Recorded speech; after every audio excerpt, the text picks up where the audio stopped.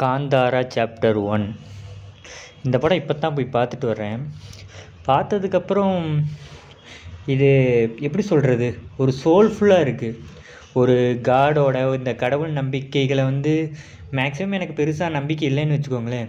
இந்த படம் பார்க்கும்போது உண்மையாலுமே அந்த வேர்ல்டுக்குள்ளே நம்ம போயிட்டு வந்த மாதிரி இருக்குது. அந்த காந்தாரா வேர்ல்டுக்குள்ளே போயிட்டு வந்த மாதிரி இருக்குது.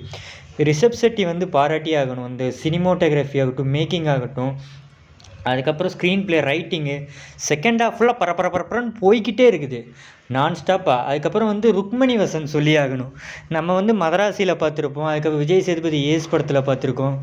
அவங்கெல்லாம் ஒரு குயின் கேரக்டருங்கும்போது இந்த மாதிரி பண்ணிடுவாங்களா அப்படிங்கிற மாதிரி ஒரு கேள்வி இருந்துச்சு. படம் பார்க்கும்போது பிரித்து மிரட்டி எடுத்திருக்காங்க அந்த ஹீரோயின். பார்த்ததுக்கப்புறம் இதுக்கு மேலே ஒரு பர்ஃபார்மன்ஸ் பண்ண முடியுமா அப்படின்னு தெரில. அதுக்கப்புறம் கிளைமேக்ஸ் போர்ஷனில் ஒரு 20 மினிட்ஸ் போர்ஷன் ஒன்று இருக்கும். அதை கண்டிப்பாக ஒரு தேட்டர் பிளாஸ்ட் ஆகக்கூடிய ஒரு மூமெண்ட்டாக இருக்கும் ரிஷப் செட்டியோட பர்ஃபார்மன்ஸு. அண்டு ஒரு எப்படி சொல்கிறது, அதில் வாழ்கிற விலங்குகள், பறவைகள், அதுக்கப்புறம் அத்தனை அனிமல்ஸ் வருது.